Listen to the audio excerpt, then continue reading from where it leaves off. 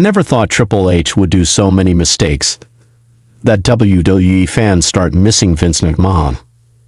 Triple H is the chief content officer of WWE, and all the action and storylines are planned under his supervision. The game took over the reins in 2022 after Vince McMahon officially stepped down as the CEO. However, some fans have criticized the franchise's growing storylines and ad promotions.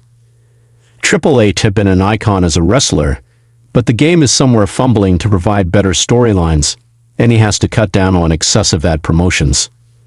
The over-promotion of Prime, a brand of Logan Paul, is a prime example of this situation. WB under Vince McMahon was more impactful than it is under Triple H. Triple H, along with Stephanie McMahon, has been the supervisor of all the storylines and everything that goes on inside the WWE. Though the game is committed to his work, he is somehow falling short of creating an impact with the storylines. Vince McMahon, the former head of the company, went beyond the boundaries to shape the storylines. Some failed, but some worked out quite well. Another major problem in the WWE right now is the over-involvement of ads. One obvious example was the fight between Randy Orton and Speed, where Speed wore a costume that was a Prime bottle, a beverage brand from Logan Paul. There is nothing that can be so direct.